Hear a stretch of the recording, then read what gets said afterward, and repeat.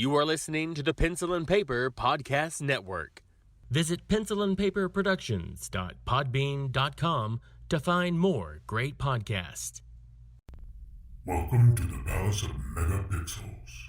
This is Super Mega Crash Brothers Turbo!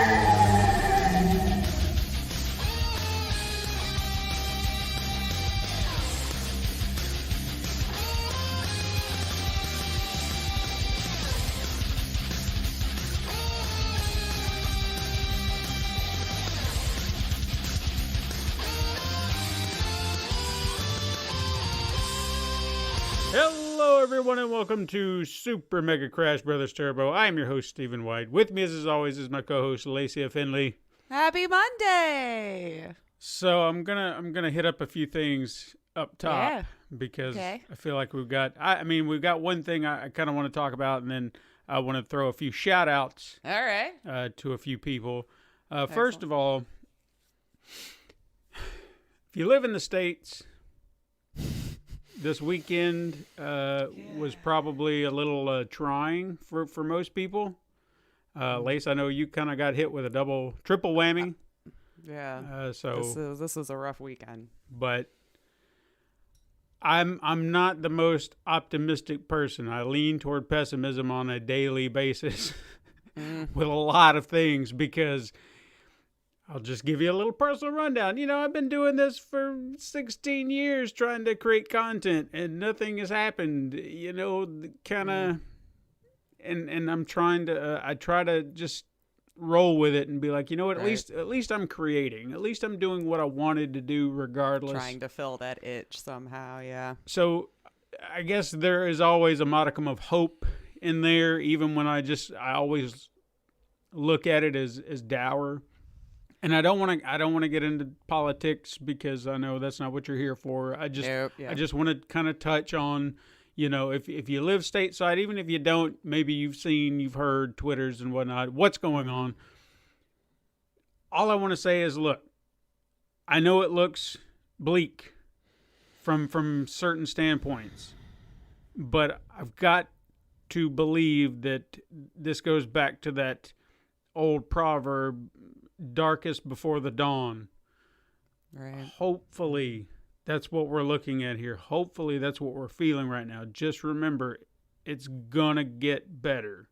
I don't know when, but darkest before the dawn. Just try to maintain that. In fact, if you feel hopeless, I'll even spread yet another quote that I love from the immortal words of Christopher Reeve, the one and only Superman in my heart. Once you have hope, anything's possible. And I've got to hang on to that in some way. That's definitely been the hardest puzzle piece for me to keep getting to fit in. It's like it does. It starts to feel so. It does. I don't even have words anymore for just how discouraging and defeated you can start to feel after all of this. Yeah, but always keep trying. Always find a way to just have, even if it's a sliver, maintain that hope. Don't give up. She didn't. Exactly. And that's doing a disservice to her if you lose that hope. So just maintain. Mourn, sure. Give yourself that time because I needed it. Right. Still not sure I'm out of that phase yet myself personally, but wow, just what an incredible person and contribution she made to a lot of lives. And as a woman, very thankful for a lot of the stuff that she had her hand in to create. And I just want to honor her and I appreciate everything she did. And just, my God, woman, thank you. Yeah, absolutely. So, again, we won't get in deep, but I just wanted to say that. Just be hopeful, people. Just even if you hang on to a sliver, hang on to it. Do not give up on it. Please. Yep. Please. We definitely need that. We definitely need that. And you're not alone if you're feeling that way. Right. Trust. Your entire sibling audience out here, we're with you. Right. We got you. We'll huddle together and pool our hope together. As my husband keeps saying, cabin in the woods. Yeah. We've been joking about that off and on for years, you know? We could just get a cabin in the woods and say, screw it all. And not to make light of anything, but anytime where it seems like something tragic keeps happening, I'm usually the one to go in there and go, my God, this thing. And he just goes, cabin in the woods. So now it's kind of a running joke where we're like, you know, we're watching reality Survivor TV shows, and if there's something we don't know, we look it up. It's like, maybe we should know this. Hey, who knows? Maybe this might be in our more immediate future, but just the fact that I know the feeling. I just want to run and hide and crawl in a ball and just kind of, you know, be there for a while. But as much as a cabin in the woods sounds fantastic, it's probably just not feasible at this moment in time anyway. Very true, very true. But it's nice to think about, no lie. And just to kind of piggyback off of that just a little bit, again, without getting into politics, congratulations to all you TikTokers out there. Right? What a whirlwind this is. I wouldn't say congratulations yet. Because while we're talking, it could have changed already. For all I know. I hope not. I hope not. Because, I mean, this was an argument that I heard. I mean, I'm not a TikToker. I don't deal with it. Yeah. And for all I know, it could be one of those things that I could benefit from. Because I've heard people who have been on YouTube, never found an audience, and then they hop over to TikTok, and then boom, they just blow up. And it is beneficial to some people. So good for you. And I know some people are making a living off of it. I feel like that was a low blow if they were going to lose TikTok. So congratulations, you still got your platform. And I don't mean that that's fantastic. And I hope that that's the last we hear of it, that it's just done. So there's that. Yeah. I mean, I'm glad. And again, don't take my tone as I don't mean that in any way. I just congrats. It's just not my platform, but I do get the appeal. And shout outs. I did want to throw out some shout outs because got a new podcaster buddy on Facebook. He apparently has kicked off one of his own. Well, hey, I understand. Trust me, I'm almost there to. I'm just messing with you, man. But anyway, no, his name is Tim McMullen Kondo. That's his screen name. He's from Victoria, Australia. He has a podcast called Two Brothers, One Pilot. And what they do is they watch a pilot to a TV show and kind of give their 2 cents on, is it good? What's positive? What's negative? And is it worth diving into? Now, I also think I did make a suggestion, and from the library of shows that I've seen that they've watched, they haven't done one like this, or at least it didn't seem that way from the titles that I can remember. I suggested a pilot that never got off the ground. You know, just, hey, do you think this would go farther? Would it be worth the watch based on the pilot that technically never aired? Okay. But do you feel like we missed out on a good TV show or not? So he's taken that under consideration. They're going to look at that and review it. But it's if you like light, breezy podcasts, I mean, these episodes are, I mean, you can get through everything they've got right now, which I think was, sorry, Tim, if I don't get it right. I feel like there were 12 episodes from what I can remember. I'm trying to remember, and I listened to a handful of them. They're short, breezy, 10, 15 minutes at most. Very opposite of us. Yeah. So if you want something just quick and breezy and just flow through, I mean, it's fantastic. So you can get through some really, really quick. I feel like that's a tough order to do too, because there's a lot of TV shows. If I hadn't given it at least 3 episodes, I probably would not have watched it. So that's a tough one to fill, I feel like. Right. So gotta have to give it a listen. Yeah, but it's called Two Brothers, One Pilot. I found it on Spotify. I'm sure it's on a few other platforms, but if you need one directly, that's the one I found it on. And lastly, to our mutual friend Snorri Bear, in response to your comment, Maybe we should look into it. Who knows? Yeah, maybe. We may share. He probably some blood. doesn't even remember, since it was one of those just like offhanded comments after a podcast. Yeah, but, he had made a comment, for those not in the know, that there was a comment that I made back on our mini pods that I tolerate people to a point. And right. I guess he shares that sentiment and thinks that maybe we're related. Who knows? I mean, that's a very... You should check. So who knows? We could be distant cousins. Yeah, don't know. He'd be good family to have. Yeah, absolutely. Good family to have, for sure. Mm. But what have you been playing? Ashamedly, I've been very light on the games this week. Okay. So I did still kind of putz around when I'd remember about it and check in on my Fallout shelter, because I'm that person. If the quest takes like a day and a half to get there, I'll just shut it down for several days and go, screw it. We'll just wait till they get there. So when I do remember it and check in on them, I've got like 76 people now, and I don't even know what to do with half of them anymore. So so we're just wandering around. I'm like, well, I'll find something for you to do in a minute, I guess. Mm-hmm. And then I actually fired up The Sims 3 again. Oh, yeah? Yeah, I haven't gotten too far because it's been so much distance since I had legitimately sat down to play it that it was almost overwhelming, because every single expansion pack, game pack, whatever, all loaded in at the same time. Whereas when I was playing it brand new, you got that section of the game, you played it for a long time, then another one came out. So you already had a familiarity with what came before it, exhausted probably everything there was to do in that particular pack. So when a new one came out, you knew what to do. And now I just have everything. And it's been like 6 years. So trying to even remember how to do certain things, because it changed up, just enough that looking at it, I still kind of have to hunt around first. And I can't remember what feature came with Sims 3 as opposed to 4 as opposed to 2 at this point, because all of it's been around so long. So, my God, there is just so much to do. I miss it so much. I left out 2 packs because they were the biggest culprits as far as causing the game to seize up, because The Sims 3, everybody just kind of kept living their lives, making babies, making more pets. And it would it did have a memory leak problem after a while, where it would create too much that your game would start to hiccup because something would be stuck somewhere. Right. And you would just have to either reset the world, or how most of us live in an EA Sim society, we mod the crap out of our game to make it playable.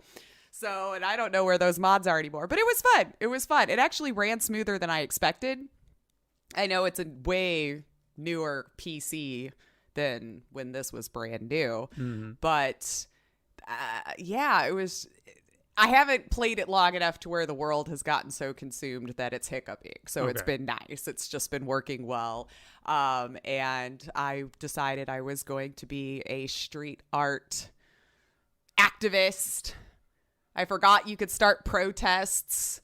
And so I've had a lot of successful protests against like eating too much food or, if a Yeti exists or not, and then I spray paint on the ground or tag a wall. I've been arrested already for doing it and fined $1,000. I didn't have a lot of money, or simoleon, sorry. So, that hurt.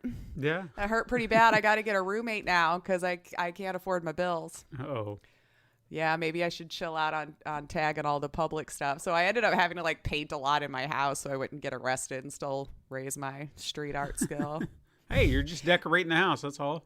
Exactly. And I did it in the garage, so I feel like screw it, right? It wasn't really painted. The floor is cement because we have cars. Right. For crying out loud. So I have my car in the garage that I get into and drive myself to places. Like, anyway, whatever. This will just be me going on a rant now of all the things we don't have still in the new version of the game. But anyway, that was pretty much all I played. Okay. I'm pretty sure. Either that or the week's been such a blur at this point that's blended all in together that I can't remember that far back. Fair enough.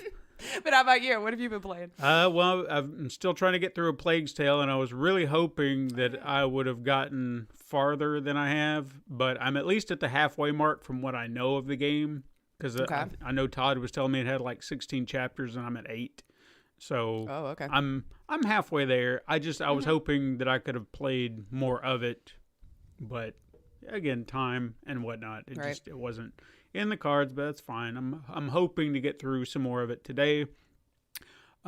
This is a little segue before I get into the other game that I did play. But this is a game that I did play.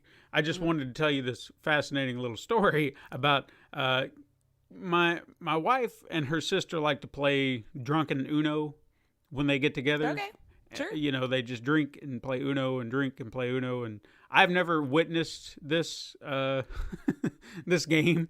I just hear about like it. making Uno a drinking game? Yeah, or however they do it. But she was talking about, because we're going to go up there and at the end of next month for a wedding, and she was like, I get to play Uno with my sister and blah, blah, blah. And it was like, oh, yeah. And she was just like, there was a comment offhanded that, you know, I just don't want to play it. And I was like, well, you've never asked me to play Uno. And she was like, do you want to play Uno? I was like, well, yeah, I like playing Uno. You know, I'm not against playing Uno. Yeah. So we played Uno. And how you feeling? Look, I'm not a sore loser. Okay? Oh, no. I'm not a sore loser. But when I felt like I was just being punished at some point, because first of all, they have slightly different rules about how they handle certain things. Well, I would imagine Uno wasn't initially a drinking game, so yeah. Okay, so this one rule, and this is, God, I had it work to my favor one time. They have a rule. If you got to draw 2, you lay that down. Now, if the other player doesn't have draw 2, they draw 2 cards just like a normal game. But if they do have draw 2, they can lay it down. And then it's almost like a game of chicken. Whoever's got draw 2s, you just keep laying them down. And then whoever's got the last draw 2 laid down, they have to draw the amount of cards that draw 2 would have amounted to. I feel like we used to play it that way too. I don't think it was in the set rules, but I feel like we did that also. Like if anyone had it around the table, you got to just keep. Maybe it is a rule. I don't remember. I don't know. But continue. Yeah. So, you know, that happened several times, but I did win one, but 2 times. Okay. 2 times. This is where I was just like starting to lose like any interest in the game, because I was like, what the hell, man? What the hell? She was down to an Uno and I had a wild card. So, game of chance. I got to lay it down and pick the color she doesn't have in her hand. Mm-hmm. And I say yellow. And she lays down a yellow card. And I'm like, son of a bitch. Yeah. And then we play yet another hand. Same situation. And I was like, there's no fucking way she's got a yellow again. Yellow. Bam, yellow. And I was like, come on. Come on. So I slept on the couch that night. No. But, I mean, it was all in good fun. There wasn't like, screw this game, man, I ain't playing no more. I wasn't like that. I was just like, I just shook my head, you know, with a look on my face. But I was still in good spirits. I wasn't, you know, a sore loser going, stupid, man, cheating. Flip the table, cards everywhere. Wasn't anything like that. So after I was getting my ass handed to me several times in Uno, she's like, hey, do you want to play something different? You want to play a game, 2-player game somewhere on the Switch or something? I was like, sure. So I played for the first time Super Mario Odyssey, which I'd never got to play, and I've always wanted to play. Situation has not been presented to me to play it. Now, I will say I love the game because it brings back, you know, playing Mario games, the nostalgia. It felt like it was a natural thing. You know, it was like, hey, it's my old buddy Mario. I haven't played you in a while, and everything seemed just right as rain, as it should for a Mario game. But we're playing 2-player. We don't have a controller, like an actual controller, which is already kind of like an iffy thing for me. Because I like having a controller, a real controller, not these Switch controllers. Yeah, those ones on the side, they're uncomfortable. And furthermore, being a Switch controller, 2 players, we had to use... Yeah, that's what I meant, those little ones. Yeah, we had to split them up just to do it. So I'm sitting here playing Super Mario Odyssey with my hands crammed together. Thumbs are cramping. And trying to figure out how I'm going to play it like I normally do. Because... I'll say this about any of my Mario adventures. I got to a point with, I'd say Super Mario 64 is where it started. And since a lot of the move sets continued on throughout all the other games where you can do like the long jump and the backflips and all that stuff to kind of get you where you need to go, I got pretty good at it. Good in the sense that I can gauge where I need to go. So it'd be like Daredevil. I'd be running, long jump, and just kind of keep going. It's a little hard when your hands are cramped together. Yeah, it really is. So, but I mean, we spent, I think we were up till 2 a.m. collecting moons and stuff like that. So it was fun. Well, that's good. Yeah. And we got a lot done. So it was a lot of fun. And I'd like to get back to it at some point because it's a Mario game. Mario's fun. Right. You know, I don't care what anyone says. It's a lot of fun. But that's all I played. Why don't you jump us into the news? Yeah, we got a lot to talk about this week, actually. We do. So, good week for gamers and bad week for gamers. It's really kind of a toss-up. So we may as well just start with the PS5 news, of course, because that was a big one. We got our showcase, a price, a release date, and the pre-order launch that some of us expected to get out of the showcase. Called it. Yep. And he nailed it for sure on the pricing and all of that. But we got to see some games. Mm-hmm. I didn't focus a lot on the games of this particular one because there was really only a couple that were brand new, whereas the rest of them seemed to be just a closer look of games we were already aware that were coming out. Not discounting them, but nothing really new. Obviously, the two big games that were, I would assume, the shocker that maybe most people didn't see coming was Final Fantasy 16, which definitely kind of had a Final Fantasy 15-esque feel to me. I've never played a Final Fantasy game. I have seen plenty of them played, so I'm going off of the art style and the play style from what it appeared to be. Obviously, this is far off. You know, this wasn't gameplay or anything. You know, I believe that was the one they even said where it was like, this is all just PC right now, and then like any game from here on out was from the PS5. So I appreciate that transparency. At least they did learn from our outcry in previous showcases of other installments. But, and then of course, at the end, we got the very briefest snippet of Ragnarok. Yes. So the second installment of this God of War series, because I have to be careful because we've already had a God of War 2. Right. So this for the next generation. So I will say that was like we got a half truth out of the truth or trash, because you did call that we would see it as I had suggested. Although I was more generous and gave it a 2022 release date, whereas they're saying at this point it was 2021. I feel like that's a pretty fast turnaround. So we'll see if they end up hitting that 2021 release date. But we'll call that a you called it. Yeah. It was just the release window I was being a little more generous with, because I kind of thought they'd need a little bit more time than that. But hey, good on them if they can get it out. They may have been working on it all this time. And very true. Could have been as soon as who knows? As soon as the last one was off. Who knows? I mean, they probably knew it was a pretty sure thing unless they F it up. Yeah, exactly. Royally. I think it was. Yeah, that was a safe bet. Plus, if you wanted to kind of piggyback off that, I know I didn't. What I called the Spider-Man transition wasn't announced, but interestingly enough, something of the reverse was actually announced. I don't know if you have this in your notes or anything, but well, let's see. Miles Morales is also going to be on PlayStation 4. Yes. And then you'll get a free upgrade to PS5 when you get that. And I was like, thank you. That's amazing. Thank you very much, because I really did want to play it. And now I don't have to worry about waiting. I can just go ahead and get it on the PlayStation 4, and then I'll get it on 5 whenever it comes. Whenever the time comes we can around. get it, right? Yeah, whenever funds and everything line up for that. But yeah, let's see here. So of course the big news was the pricing. We had a $399 clocking in for the digital version of the PlayStation 5 and $499 for the disc version. But where things kind of fell apart after this was the pre-order process itself. As gosh, we even mentioned this early on, that I really hope they come up with some sort of plan with how they're going to do this.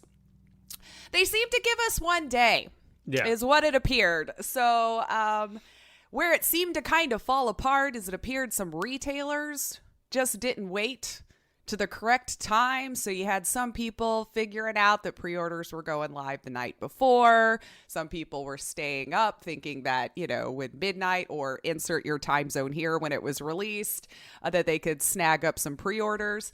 But seemed that when people showed up when they were supposed to, we were already being met with we're done here scene for the time being. So obviously it seemed like the first ones was Walmart, Best Buy, Target, and so on, starting their pre-orders the night before. But some good news if you were one of the many that didn't get lucky enough to grab it. Jim Ryan has announced more PS5 consoles this holiday, and that they were even initially shipping more than when they did when the PS4 launched. So with all of the speculation, people were saying that they thought was going to be limited amount of PS5s, which they kind of led us to believe early on. But the hard numbers that they're saying they're meeting is actually more units than their initial launch on PlayStation 4. So fairly confident if you want one, there's going to be plenty of opportunities here soon to do so. So just have some patience. Don't benefit a scalper. No. There's no reason for you to have to pay more than that $4.99 or $3.99 respectively.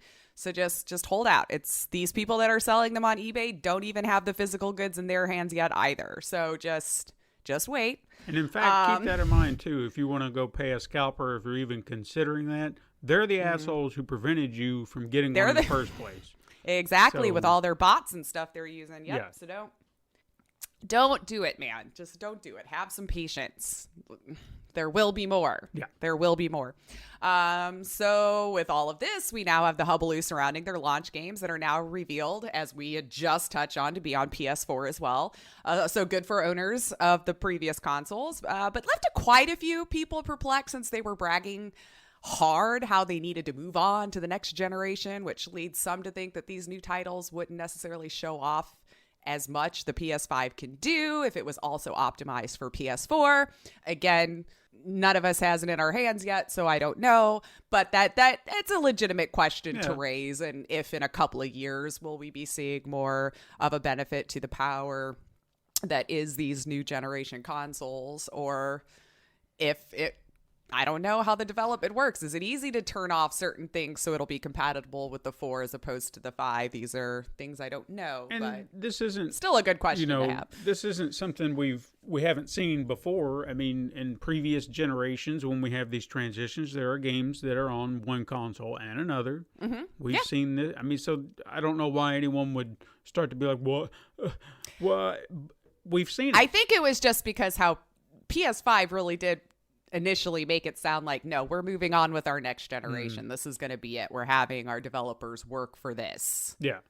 And again, we could say maybe they didn't necessarily say that, but a lot of these companies are very good at phrasing things in such a way that they're hoping it leads you to that conclusion without actually saying it at all. So they have kind of a way to backtrack out of it or move the goalposts if they need to. Not saying that's what's happening here, but we've seen that a lot over the last several months with other things in games. So keep that in mind. But we also got, again, more confirmation that the PS1 through 3 games will not be compatible with the 5, but that's no surprise, but they did reiterate.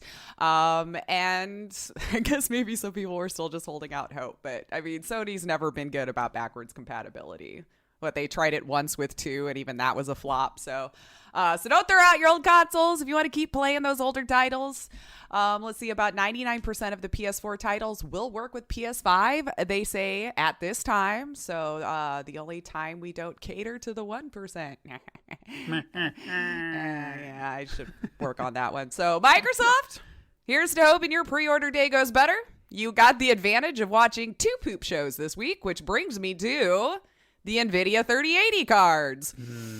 So another just right out gross display of how awful a company could botch their own releases. I believe these both were actually on the same day, which added even more mass confusion to me trying to report on this because it was all about the same. But both of these had their pre-order launch day, and NVIDIA announced their new cards, which would be available to buy. Again, here I'm reading reports of people staying awake or getting up at the time they needed to for their time zone to try and purchase a card, and plenty saying that they never even saw the buy button. This is how fast everything went. It went from notify me to sold out. Wow. Everybody probably has a broken F5 key today, is all I'm going to say. Speculations of not really having enough cards for release day started to murmur, but mostly it, again, was the bots. As one article I was reading actually talked to some of the scalpers of the cards and the company they used to rent the bots to make it possible, the service, which I'm not going to name because F those guys, I don't want to give anybody any ideas to go purchase this service, but they charge you $75 a month and have access to a bot that can do the shopping for you. They even interviewed one person who admitted to snagging 42 cards before the site sold out. To which, to no one's surprise, check eBay, and sure enough, they're already up there trying to, already at least double the MSRP price, at least, which will be the cheapest you'll probably find for more than double. But then let's talk about the ones that are listed at tens of thousands of dollars. So if you were like me and just felt like going to browse on eBay because you knew the scum of the earth were going to be up there the instant they got a confirmation for their pre-order. Again, guys, none of these people have this card in their possession. Please keep that in mind. Some of them are just showing you confirmation orders, which is all well and good, but they do not have the physical goods. So apparently some PC gamers got pissed off at it, and rightfully so. Probably messed with the wrong people here. But some of them took it upon themselves to create their own bots to find scalpers on eBay and drive up the prices so ridiculous that it would almost guarantee that it wouldn't sell. So basically, all it really ends up doing in the long run is just wasting the seller's time because to my understanding, they don't have to pay to list anything. They probably just pay a percentage once the item sells. And I would imagine the highest I saw it get to was about $80,000 on one card. So if that actually legitimately sold, then you know what, dumbass? Have your freaking $80,000 card that the rest of us are going to wait to pay $6.99 for, okay? But it kind of, like, I'm not saying it's right or wrong or whatever, but I do take joy when the trolling happens to these kind of garbage people who does this, There's just no laws protecting luxury goods. So, unfortunately, this is just something supply and demand, and if people keep buying from them, it's just incentivizing this more and more. I'm all for it. I think these people, these gamers going out there and saying, you know what, you screwed us, we're going to screw you too. We legitimately wanted to use the cards. Yeah. Even if it was for data mining, you're using the card. You know what I mean? Like, I just, anyway, or not data mining, like Bitcoin farming. Oh my God, data mining. Please don't do that. NVIDIA has since come out, though, saying that they will be manually reviewing the RTX 3080 orders. Again, another good reason not to buy from a scalper off of eBay.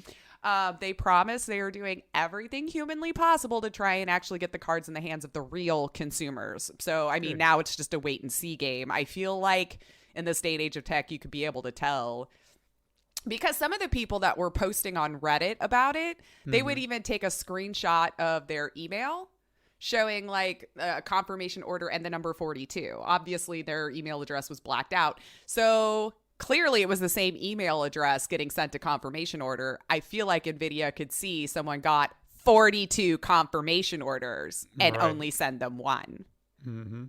But let's wait and see. Other companies had the same problem. Tom's Hardware, Micro Center, insert wherever you like to possibly go physically buy them. Their websites ran out. Tom's promises that they looked into it, and it does not appear like bots got to all of theirs. But we'll see how many companies actually care because they got their money to take the time. But I'm just going to say again, please do not buy from these scalpers. If you want to buy something at the cost the manufacturer deemed suitable, you have to wait and let the scalpers have to sell it for less than MSRP on like Craigslist later on. Make them eat those thousands of dollars. Or you could go buy one that somebody made out of cardboard. Right. Because that made me smile.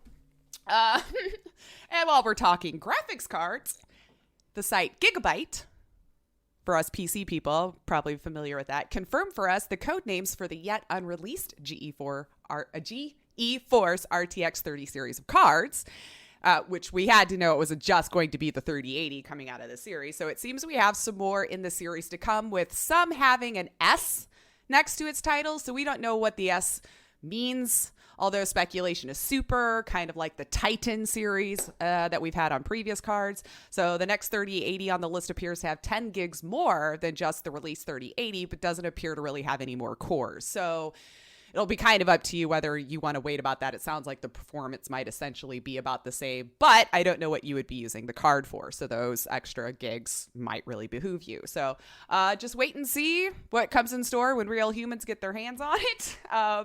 Yeah, that was our 3080 week. That was our 3080 week, man.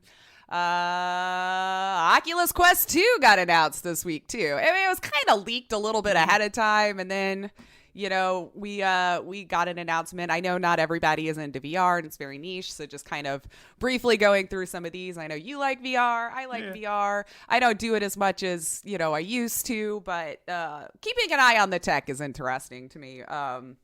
Let's see. There was a slight leak about it, like I said, but they finally showed it off. The PC-supported VR headset Rift S and the original Quest was announced to be discontinued. Mm-hmm. So they're only going to be focusing on the Quest 2. And yes, both of those headsets I just mentioned did only come out about a year and a half ago. So the Quest 2 is the only VR headset they're going to focus on. Some reviews that I found seemed like it was a pretty split experience here. For those who got their hands on it earlier, there was some praising for its better resolution, the fact that it was lighter, more structurally sound controllers, but there was also equal disappointment in the design of the strap. That there was only 3 settings for IPT adjustment. If you're unfamiliar, that's the interpupillary distance between your eyes, the location of the speakers, and of course, just having to have a Facebook account for it to continue to be supported. So things that seem to have improved over its predecessor is the clarity of the screen. Mm-hmm. Yes, screen, not screens. They went with one this time. But apparently the appearance of it inside the headset, you can't tell the difference. And I did watch some videos, and the screen door effect does look pretty slim to none at this point. So I can give it praise for that. That's always been the one thing that I've said. If they could just get rid of that altogether, VR would start to really open up and it'd be amazing. So again, the pros, those that I just mentioned. It's also got a much faster processor than its predecessor, as it was built specifically for VR. And if you have a gaming PC, just like the original Quest, you can plug it in for PC VR gameplay from other services like Steam.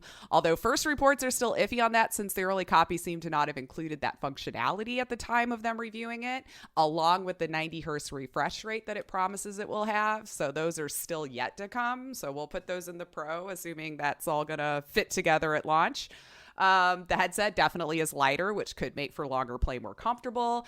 The controllers address the issue with the sliding door the battery cover had, so it's not as easy to yank that and open that around. It also made the spring inside where the batteries connect much more stable, so faster games that you play like Pistol Whip or Beat Saber, you shouldn't have nearly the amount of disconnect issues. Something I'm very familiar with happening, but I have the original Rift. So I'm like, I guess, 2 generations behind now, but my God, that disconnect on fast play is just the most frustrating thing you ever have to deal with. But I don't know if this is a pro or a con, but you can decide. There are less sensors on the controllers, which one reviewer swore they could tell a difference in fast-paced games, but some said they didn't notice a difference at all in the tracking. So take that for what you will. I guess that's going to be one that you're going to have to get your hands on and decide for yourself. But some of the cons, Facebook, I'm not going to say any more than that. Big con right there. The new strap is extremely cheap. So some speculate that to try to hit that nice $299 price point for the 64 gig version, some concessions had to be made. But the reports of how uncomfortable it is seem like that in and of itself would take away from you wanting to play for a long time. The strap looks like it kind of hits your ear. There's no give. So if you remember how some of them will have just that little bit of elasticity so you could pull it on like a ball cap or however, that's not there. It's 100% tightening a strap on the top of your head and around the side. And it's like lefty tighty, righty loosey. So I would be confused the whole time. But of course, they're willing to sell you a Pro head strap if you'd like. Sure. The IPT adjustment might leave you behind too, especially if you're someone on the extreme ends. I'm one on the very extreme close end, so this could be an issue for someone like me. But they have only 3 settings instead of just the slider option underneath for you to slide it around until things look clear for you. So hopefully you fit in one of 3 sizes. One person said their extreme end and it caused a lot of uncomfortability. Another person said it actually wasn't that bad. So again, this just sounds like from person to person. I personally don't understand why you wouldn't just put in the slider, but the battery life is only 2 hours though, as opposed to 4, which also is kind of funny that the battery life on the controllers are much longer and they're not compatible with any other headset. So, okay, thanks for making the battery life of my controllers longer, but my headset's not going to last that long. Yeah, so I feel like if you've never done VR, this is a great price point. It does seem to work really well, and it does seem like they've got the hand tracking pretty well instituted as well. So if you didn't even really want to use the controllers, that they've got that going. So there you go. That's the information. There's plenty of really good videos that some really good reviewers have already gone through. So if you're really interested, I just know for me, no, there's too many of the cons are much bigger deal to me than all of the pros. So I'm just going to keep hanging on to mine until I guess I just get cut off from it because I refuse to start another Facebook account to keep it. So apparently I've got a couple of years, and then by then it may not work anymore anyway. So I'd be looking for a new set, but it won't be with them. Moving on, Okay. Rayman creator Michel Ancel decided this week he was leaving video games. Probably not the last time we'll hear this little bit of news this year, but he's leaving the video games industry at an interesting time, considering he still is involved in a couple of the projects at the time that he was announcing this. Beyond Good and Evil 2 being the big one that people were having questions on what's going to happen with that game. He just decided he'd like to move on to the next chapter of his life. There was nothing really crazy or any bad news that came along with this. Apparently wildlife, to be exact. He stated, "My next project takes place in real world and consists in a wildlife open sanctuary dedicated to education, nature lovers, and wild animals." So that's all there was to report at the time of this. So they have come out and said that they are very committed to Beyond Good and Evil 2 and the vision that he was so passionate to see and everything like that. So they promised to keep on that path. And now we just have to wait. I mean, we've been waiting for this game for so long. I keep forgetting about it now at this point. Yeah, I've gotten to a point now where I'm not even expecting it because every time we turn around, they're like, new footage from this game. Is like, great, where is it? Right, like what's happening? Don't know, but here's some footage. Right? By then, we might have to update the graphics. They're already going to have to do a remastered. Well, think about it. They've already changed it twice. Oh, I mean, there was one announcement, and we're like, oh, okay, what is this? And then it just kind of faded away into obscurity, and then finally they were like, here's something new. And we're like, oh, great, what is that? And who knows? So, yeah. I feel like that's just going to be the story of our life from here on out with games anymore, which is another reason why I say don't announce these damn things until you know you're within about a 6 to 8 month window of launch. I mean, and like reasonably in that window, not a crunch window, but like reasonably get the game out that window. Facebook Gaming now allows partnered streamers to play copywritten music, which if you've been around streamers, live content, YouTubers at all, this has been kind of a thorn in the side, especially since a lot of DMCA strikes have been getting handed out to live content creators now, whereas before they kind of got away with it. Probably these big music companies weren't completely aware of the live content and about all that, but they're hip to it now. So this has been something plaguing content creators, both live and recorded, for a while now. If you're on YouTube, you're like, so what? Big deal. This has been our life forever. But somehow Facebook has figured out a way to get licensings for songs played in the background of your stream, as long as the music is background and not the center of the show. So even in clips, you'll be fine to play it. So long as you're continuing to chat, talk, do your things, all this kind of stuff, as long as it's in the background, that's fine. But this does not extend to separately edited and uploaded VOD content. So if you're the type of person who takes your VODs down, cuts them up your own way, and then re-uploads it, Facebook says it cannot protect you against that. But VODs that are saved and clips that are made through Facebook and your live content should be fine, is what they're saying. But side note, this isn't every song. So, but they do go on to say you will be notified with a pop-up saying that the track you are using is not licensed, which gives the streamer, I guess, the time to decide whether they want to keep playing that song or not. But no one seems to be entirely certain how it works just yet, as this was just announced. But it'll be rolled out to streamers who are partnered first and then to other streamers over time. And I have no idea how their partnership program works. So, okay. That's all I know. I was just impressed that they're starting to figure out the music thing first. Although Twitch did mention that they were in the works with something with their Amazon Music. So it might be coming sooner than you think here. Good. And speaking of Twitch, outrage about mid-roll ads. Yeah. What? Woof. Woof. Why would you That do was that? a tough one to weather for a little bit. That was a tough one to, like, I had to get off Twitter basically this whole week. It was just nothing but a bunch of poop shows, one after the other, it felt like. But of course, they lost their minds with the announcement of mid-roll ads for their live content. Twitch announced it was going to start showing mid-roll ads, especially on channels that don't run their own, aka pretty much every streamer.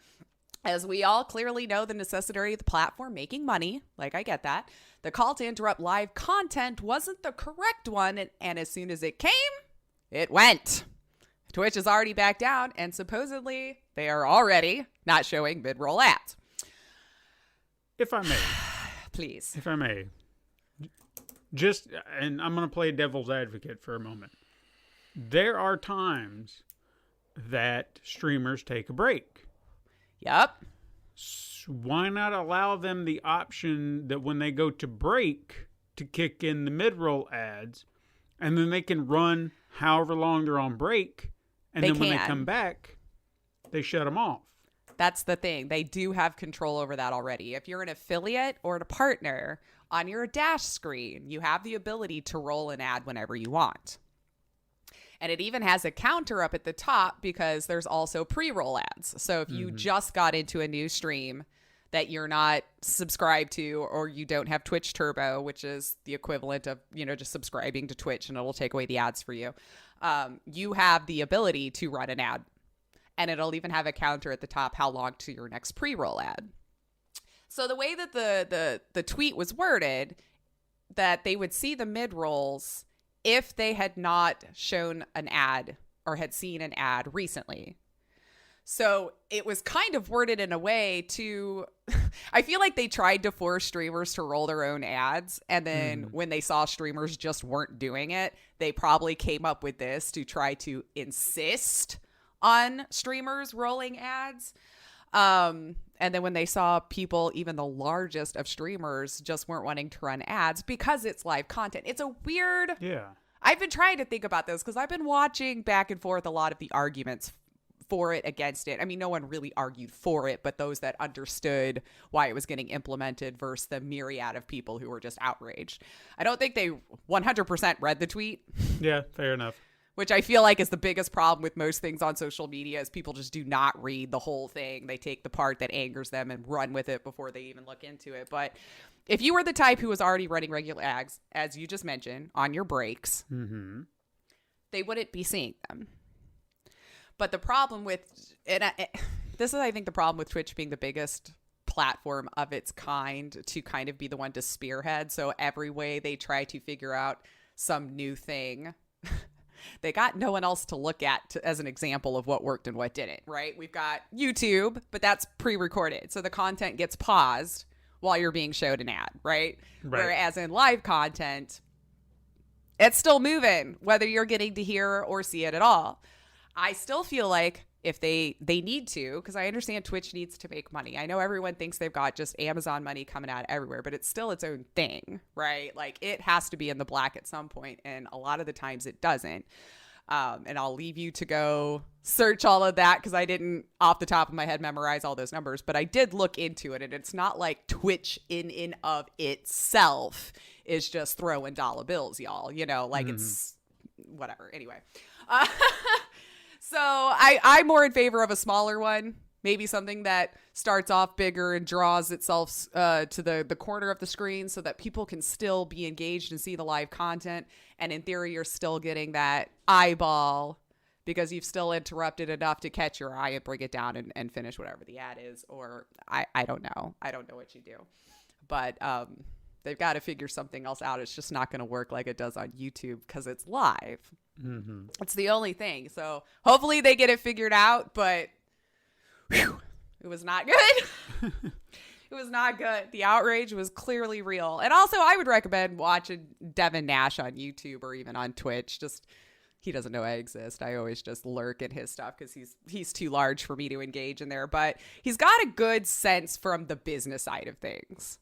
So whether you agree with it or not, he's at least going to explain it to you in a way where it's like, well, your feelings don't matter here. This is business. And let me tell you why this decision needed to happen or why it was made. And then you can decide from there whether you still like it or not. But at least it gives you a better understanding of why some of these decisions are getting made.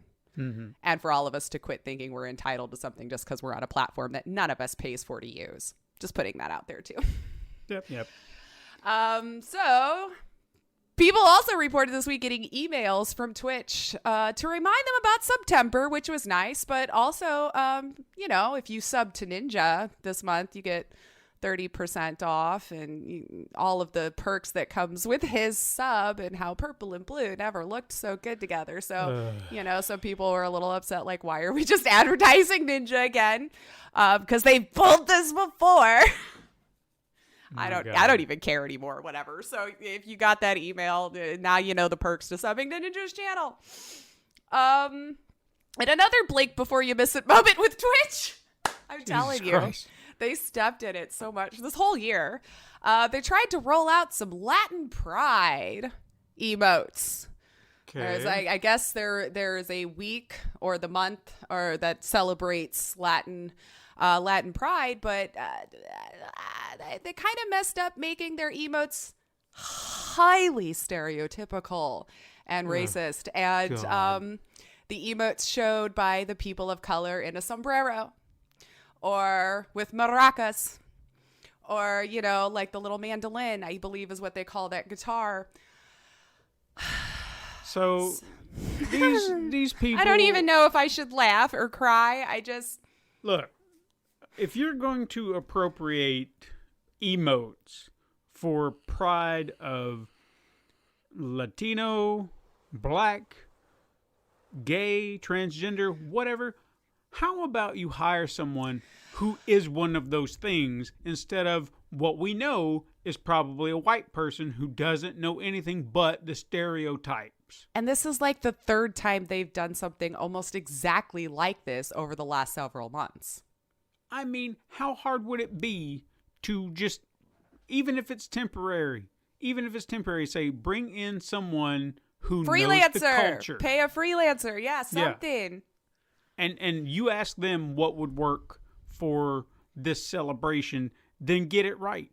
Mm-hmm. But damn Twitch. I know. There are no words anymore. And of course, as one would expect, under the tweet was a ton of people going, so are you actually going to hire anybody? Because you seem to be having these apology tours and mishaps far too often anymore. And I agree. Yeah. It seems like once a month.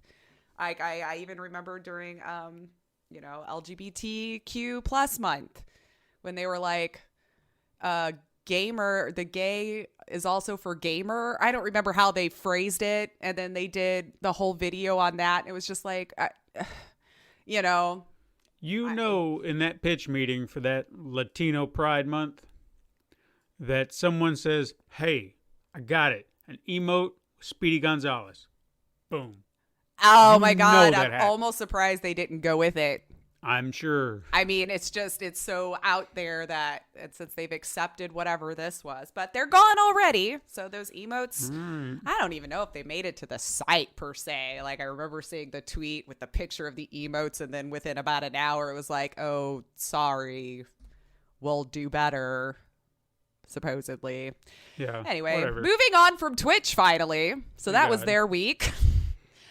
The USA is now investigating Activision, Riot, and a few others that are owned by Tencent now. So TikTok had its day. Looks like they're just going to go full on into Tencent investments.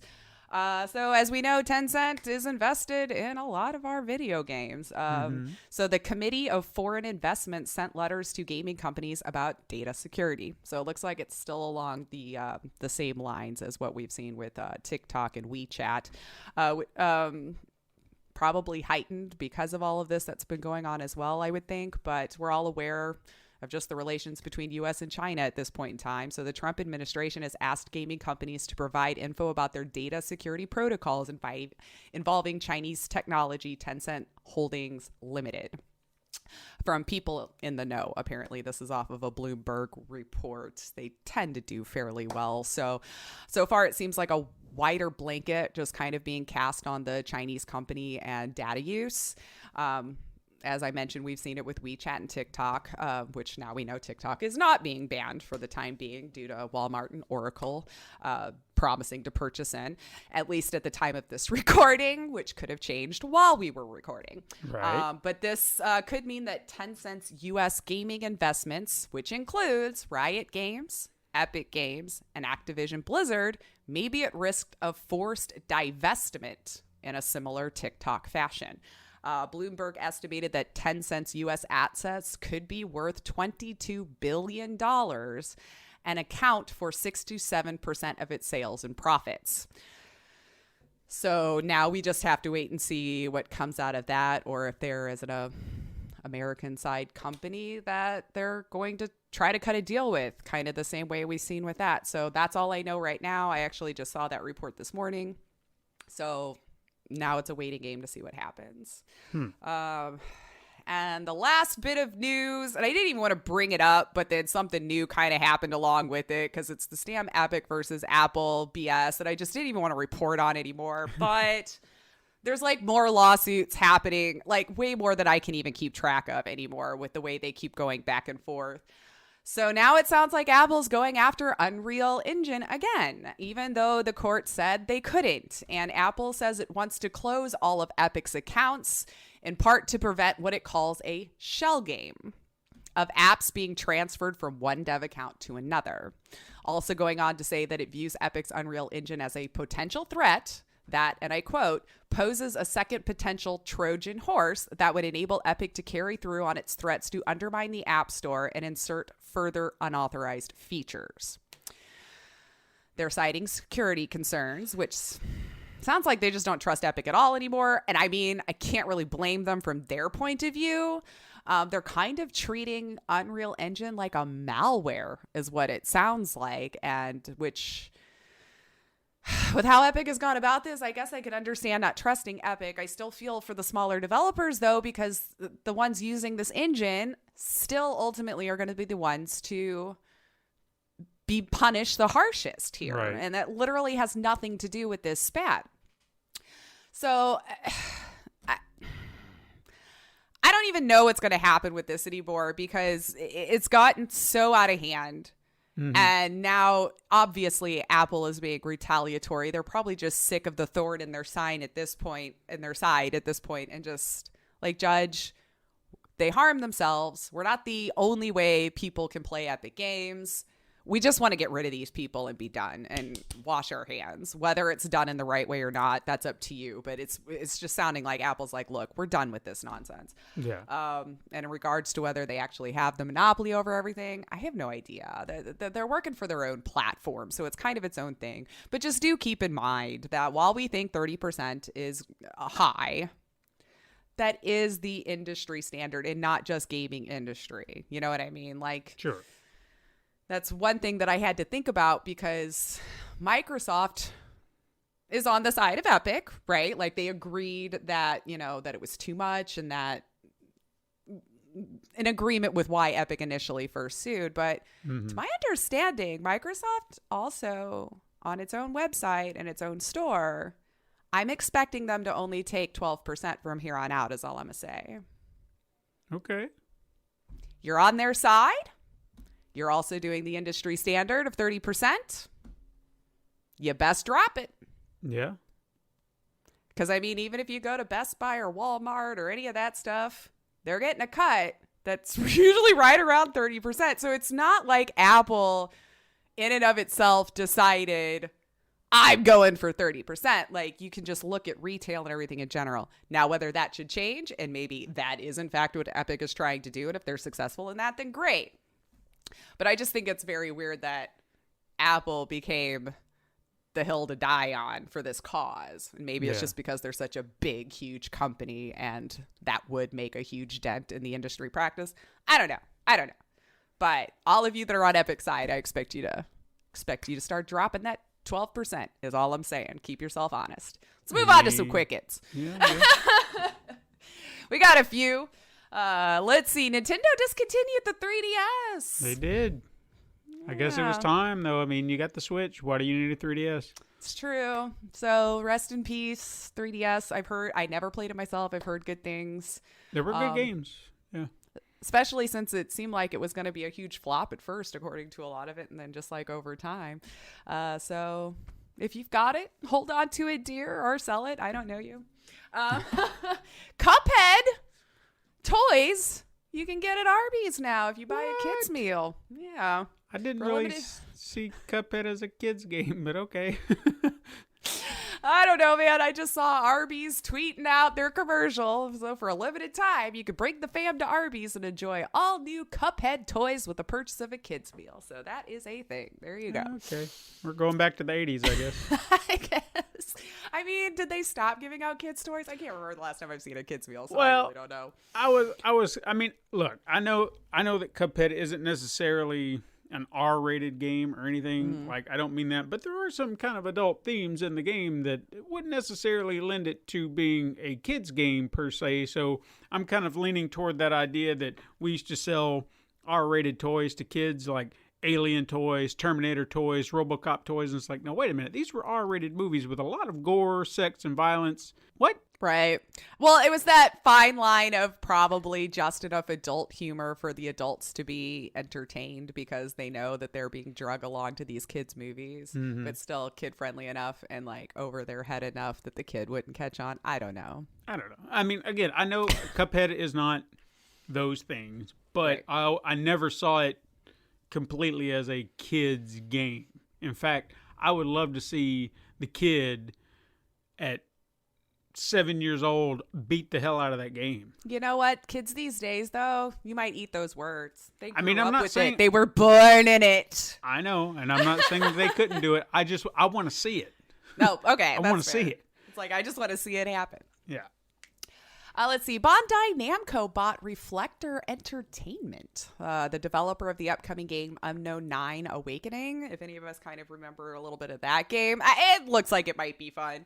But the Reflector Entertainment was still pretty new. Only has about 120 staff from about different AAA devs that have come together, located in Montreal. So apparently the plans for Unknown 9 just has franchise written all over it. And I guess Bandai wanted in on that, and they got through it. So, but part of the deal, though, is that they did have to change the studio lead. So Alexandre Amancio, I think I got that one. You got that, yeah. Who is the co-founder and current CEO of the company, who recently worked on Assassin's Creed Unity and Revelations, will now be chief creative officer. So Unknown 9 is due out to be supposedly 2021 for PC, PlayStation, and Xbox. No Switch right now, so we'll see. I mean, if any companies want a franchise, potential franchise, Super Crash Bros. Turbo, right? There's franchise written all over it. Right. I think I read somewhere too where they were planning on like comic books and like just all sorts of stuff for this. Super Crash Bros. Turbo. Just saying. Hey, Bandai, what's up? What's up? Unity Software, maker of the Unity engine, went public in trading. Saw a 31% increase, actually. So nice. I wish I'd have known about that and did some insider trading. I don't do that. I'm just saying it would have been. I don't even know these things. I don't even know how to get involved. I'm one of those schlubs. We got some info finally on the specs required to play Cyberpunk on PC. So for the minimum, probably your normal fare, 64-bit Windows 10, DirectX 12, at least an Intel i5 3570K or AMD FX 8310. You want 8 gigs of memory, an NVIDIA GTX 780 3 gig or an AMD Radeon RX 470 with 70 gigs of hard drive space, but recommended a solid state hard drive, obviously, probably for those load screens and everything to load in a lot faster. But if you want to run it on all of its Macs, you're going to need 64-bit Windows 10, of course, DirectX 12, at least an Intel i7 4790 or a Ryzen 3, 12 gigs of memory, an NVIDIA GTX 1060, which shouldn't be that ridiculous for people to have at this point, the 1066 gig, or an AMD Radeon R9 Fury, and again, 70 gigs of solid-state hard drive space. So it's not too ridiculous, actually, on the specs. I mean, for hardcore PC gamers. I think I've got all the things that you said. I think you do too, actually. I think you've got a little bit higher on the card, the graphics card, but I don't remember what the inside was, but I think you do. I'd have to look into the NVIDIA. I know it's a good, but I couldn't tell you what the specs are on it. I haven't looked. I know you said it to me and I've forgotten, but yeah, you probably could, because heck, I can. Pretty sure. Yeah, I think it's an i7. Anyway. It just seems like a good deal of PC gamers probably will be able to get away with playing it fairly well. If you're a hardcore PC gamer, you've probably already got specs way bigger than that. File sizes for Spider-Man Miles Morales will need you to have 50 gigs free, which actually in today's day and age, it doesn't sound that bad anymore. Unless you get the Ultimate Edition with all the goodies announced, including a remaster of the 2018 Spider-Man. You need 105 gigs free. So start deleting now. Well, I guess I'm not getting that one because I've already got that. So I'll just get the base game. But do you have anything else to say on that? Because I did want to mention one other on Spider-Man. No, that was all I had for the quick. Yeah. Well, there was one thing I noticed that they had mentioned new outfits. Like, I guess they announced one, and big surprise, it's white. Like an all-white suit? No, it's like taking the black part of it and turning it white. Oh man. Yeah, I was just like, oh, okay, but no, I'm messing with them. But just like, saying, of course you did. Of course you did. Had to have a white Spider-Man, right? Because we've never had that before. No.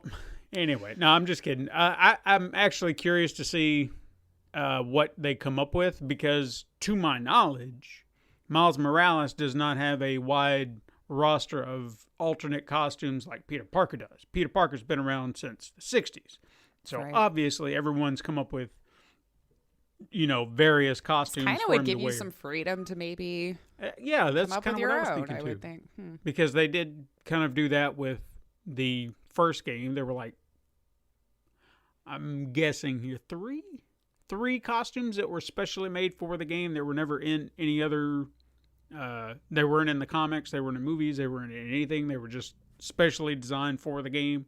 So I would like to see what they come up with to give Miles alternate versions. And I don't want to see Miles versions of what they did with Peter's costumes. I want to see a wide, interesting array of alternate costumes. I don't expect him to have like a big closet like Peter did, but I don't know. I'm curious to see what they come up with. I'm hoping there are some good ones in there.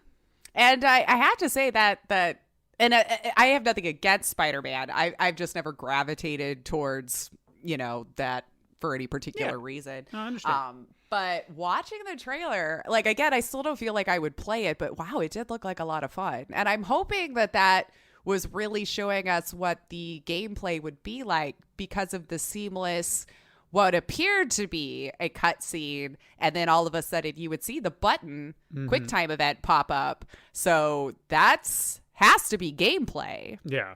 And that went so well. Yeah, I really truly hope that's how it plays when you get it in your hands. Probably on PS5, PS4 you might have more loading, of course, but sure. Yeah, it looked phenomenal. Like, I was watching it going, oh my God, I can't wait to play this, because even the fight sequences, even though they felt familiar from the original, from like the first game, they added all these elements that incorporated Miles and his abilities, because even though he is Spider-Man, he has abilities that Peter doesn't have. So that was always kind of my question when they announced this, like, how are you going to incorporate his abilities into the game versus what Peter does? Because I don't want just the same Spider-Man. We need it to be unique. Yeah, we need him to be him, and Peter can be Peter. So you have two different gameplay experiences. And watching him fight, oh my God, it was just like they're utilizing everything, the invisibility, his venom blast, and he's just, oh God, it was so amazing. I loved it. It really did look cool. It really did look cool. And I think that was pretty strong to be one of the first ones to be shown off there. So it was a pretty good showcase. I still wish, I always wish to see something brand new. And not being a Final Fantasy fan, that I was like, okay, God of War though, when that popped up, yeah, of course it left you wanting more. Ragnarok. I can't do the voice, but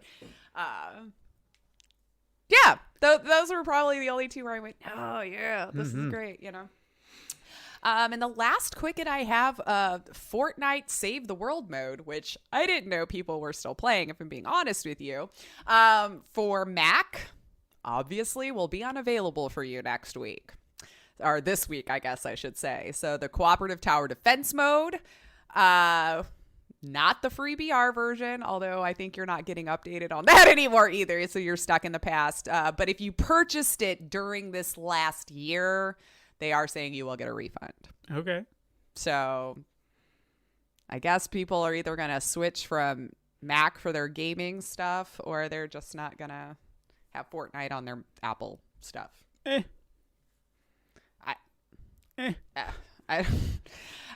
don't. It's just, it's so ridiculous at this point. But hey, give it to Sony for that trailer, Fortnite on PS5, right?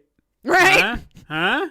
I've seen so many like little commercials now for Android phones showing off Fortnite-esque games or whatever. They're all trying to. They're banking right now. Think about it. It's just like, so our competitor has removed Fortnite.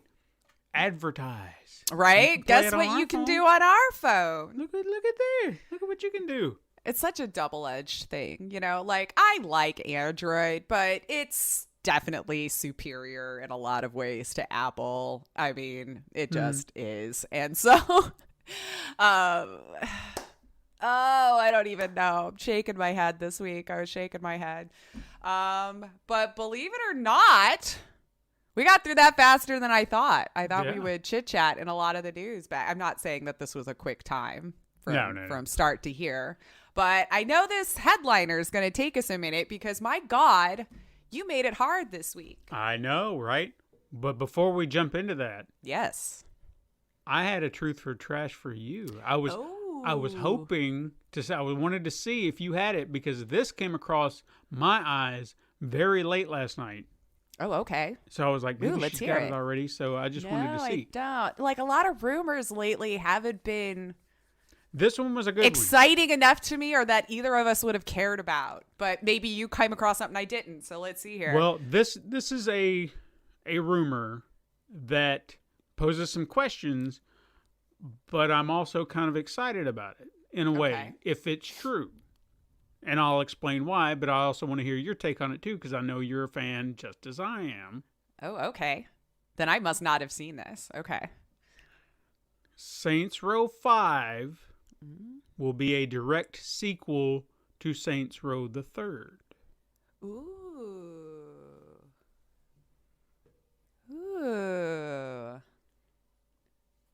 You know what? Why not?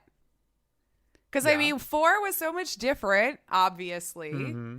And they painted themselves into a corner. Yeah, they did. I could continue that story. Yeah. At least wrap that one up, if nothing else. Yeah, I'm going to say yeah. Yeah. I'm okay with that because I started thinking about it. I was like, when they did go to 4 and the way it ended, I was like, where the fuck do you go from here? Right. I mean, what are you going to do? So if you're going to take it back and kind of rein it in just a little bit. And especially with their style, you could easily get away with it too. And you can make a joke all about tomfoolery. it. Yeah. You could just throw in a little self-referential joke. It's like, didn't we? No. I feel like we took way too long to get to here. Did we fall asleep? 2020, man, and then move on, you know? Yeah, I don't know. just move along. I feel like 2020 is an excuse for anything now. Right. So, yeah, I'm okay with that. If that's the truth, sure, shoot. Let's do that. I'm going to have to write that one down so we don't forget to check later. I know we haven't had a lot of truth or trash this year because it seems like as soon as I find a good rumor, it gets confirmed or debunked.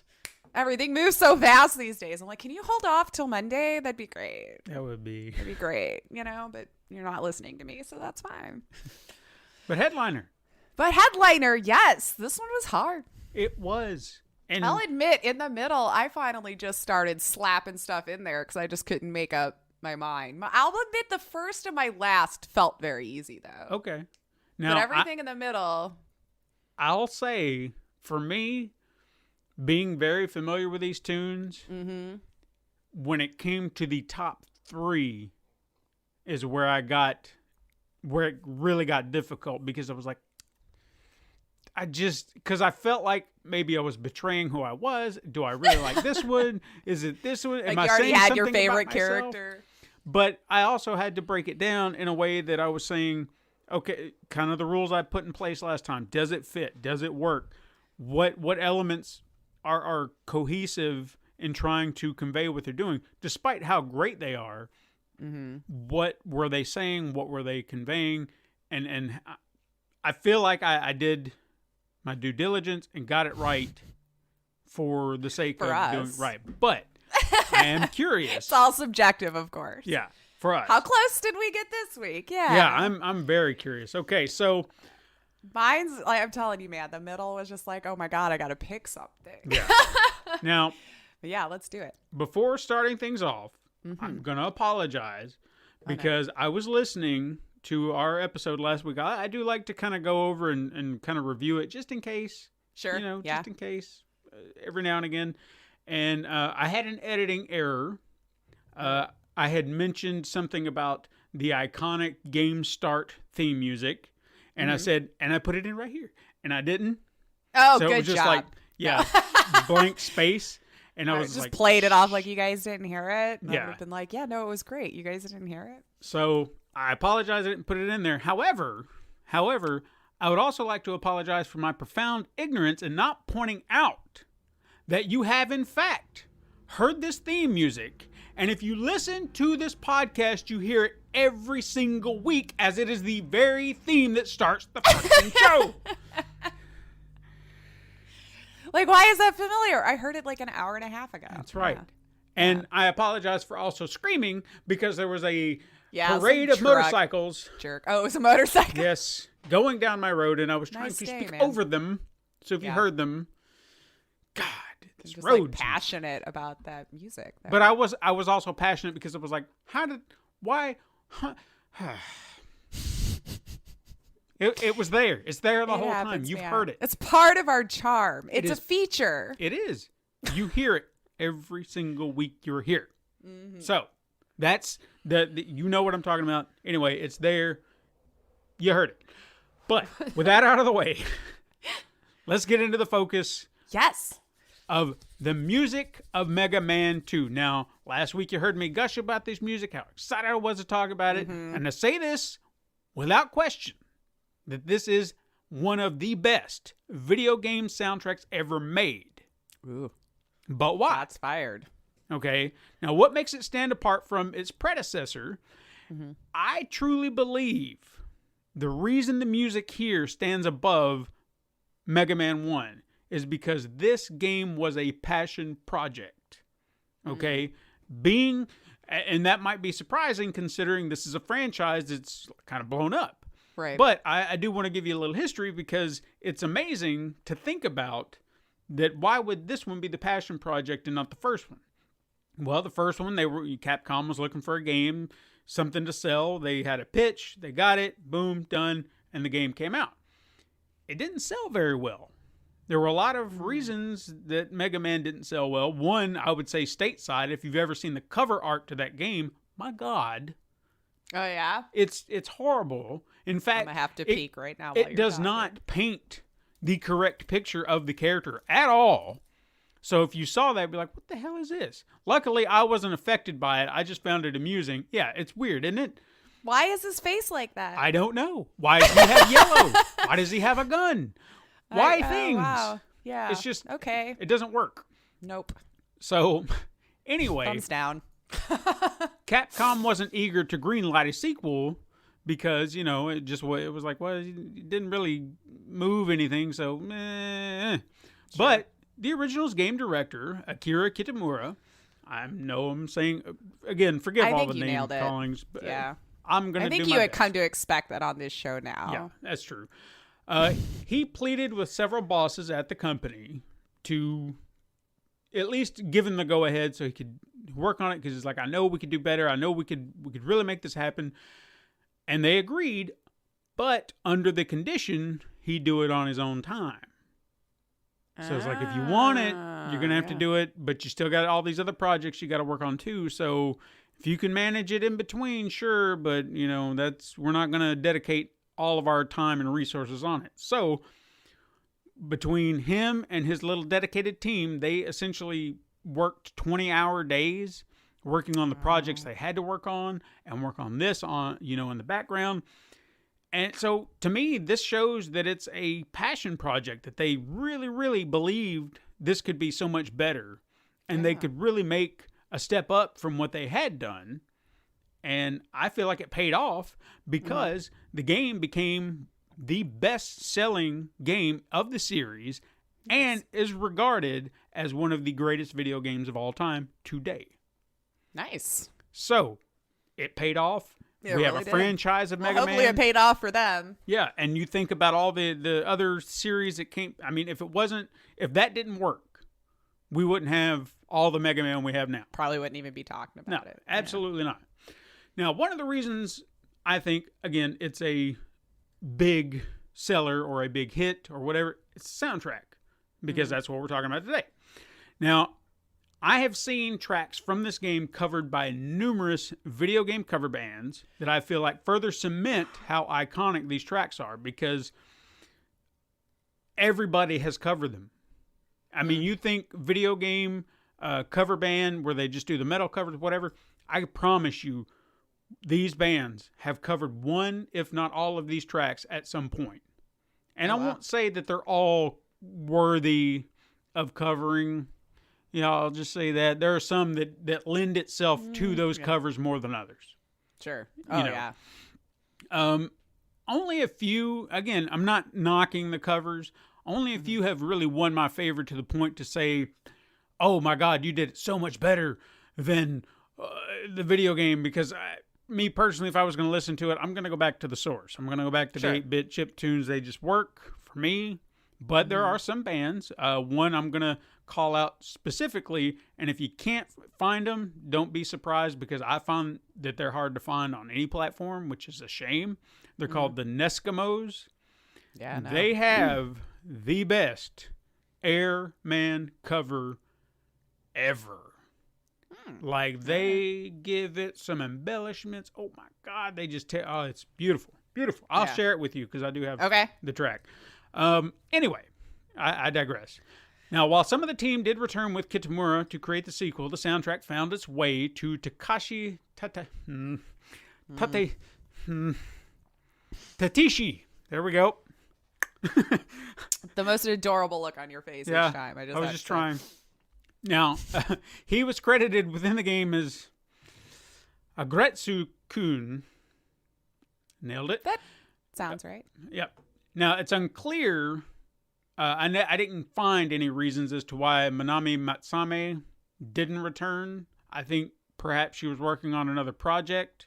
Maybe she had another game. She was just... So, she didn't come back to do the music, and that's fine. However, she did contribute 8 bars to the Airman theme. So there was a little co-collaboration on that one theme with the other person. Takashi. I'm just going to call him Takashi. It's the easier name. This is why other countries hate us. It is. It really is. I want to learn. I know that there are really should. There are very particular ways. Somebody has to have got it recorded how they're saying these names, so we've just got to practice. Yep. We really do. Anyway, in regards to Takashi, his work on the music seems surprisingly slim from what I found, or not this music, but in music in general. One may credit him as a fluke, a one-hit wonder, because I really couldn't find anything else he's done that was just like, oh my God, because if you created such an iconic score, you'd think, well, he's got to have a library. Sure. He doesn't. He really doesn't. I mean, he had a few other games, but it's just like, okay. And that's fine. That's fine. It's just... Not the passion, maybe. Yeah. It was just amazing that I didn't find he had other work under him that was just as iconic. So, very interesting. Anyway, but out of all these tunes, which is the best? Tough decisions. It really was. Yeah. Now, I will say that removing, because I'm going to say this up top, and this might... I guess if we come back around to it, I guess I'm already playing my hand. It's fine. The Doctor... Or you could say it at the end. Well, no, because this is for something we may do later on, but we'll see. Okay. The Dr. Wily stage music for this game is probably one of the most iconic and best tracks. That wasn't in there. Did I do the wrong? Oh, okay. That wasn't, because you had me remember, panicked no, like that. Did I do the wrong ones? No, because we removed those because we're trying to stay focused on the Robot Masters. Gotcha. So okay. without that in there, that kind of helped remove a little bit of that bias and pressure, because you hear it and it's just, you're there, you just want to go. So in saying that, playing my hand, if we were to review all the Dr. Wily tunes, you already know which one's going to be number one out of all of them. I can promise you that right now.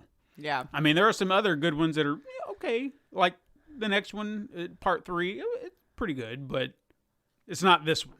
It's not part 2. That one was solid. So anyway, you'll know that if we come back around to it. I don't know if we will, but right now let's talk about these music tracks. We'll approach this kind of like we did last week. I'll name my from starting the last, bottom down. Right? Yeah, straight up. And okay. I guess you see if you agree, and then we'll kind of transition to where you are, and we'll... Because I did it the same way this time, where I sat there and listened to the song first before I went back. Yeah. So my number 8 choice in this group has to be Quick Man, because I don't feel like it is anything unique or it stands out in any way. It does have kind of an intensity to it that feels like there's a bit of urgency, but not in the way that you would expect for this level. I tried to give you a visual aid that kind of gave you an idea. Did you see where the lines were kind of coming like at the top as everything was kind of moving along? It's instant death. Okay, so you have to move. There's no falling, yeah. Yeah, you have to go, because as soon as you cross it, it comes at you. So you cannot stop for 2 seconds. If you make one wrong move, you are dead, and you got to restart, and it's the most frustrating level. And maybe that might be part of the bias, but I tried to remove that. It's just, it's so intense, and I feel like the song should have really reflected that intensity. Like, you are going to die. Gotcha. Like, if you make a mistake, you are going to die, because that's what happens. And I don't think like this does that. But some of the electric beeps that you kind of hear, I feel like that would have been like ideal for someone like Elecman in the first game, because it's like these little beep, beep, beep, beep, beep, beep. You hear them right now. They're playing. Hopefully. I didn't forget to put these in. Next week we'll apologize. But it adds a little depth to it. But again, I just don't feel like it does the level justice like it should. You know what I mean? Okay. Yeah. So that's my take. So where do you have Quick Man on your list?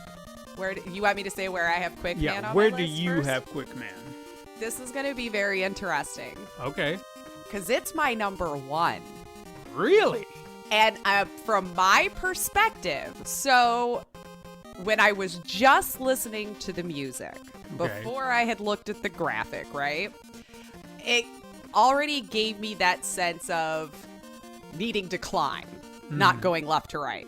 Like, I felt like this would be one of those levels where we're going up and up and up. It really gave me those feels. Light, energetic, like I could almost hear what I needed to continue moving up, right?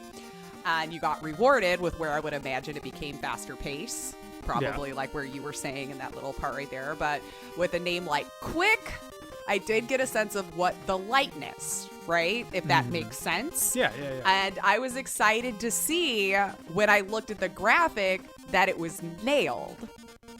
Okay. So that's why it got my number one, because out of all of the songs, it absolutely screamed to me that it was one of those levels where climbing was the goal instead of side to side, and I had already gotten a feel for how the level was going to play.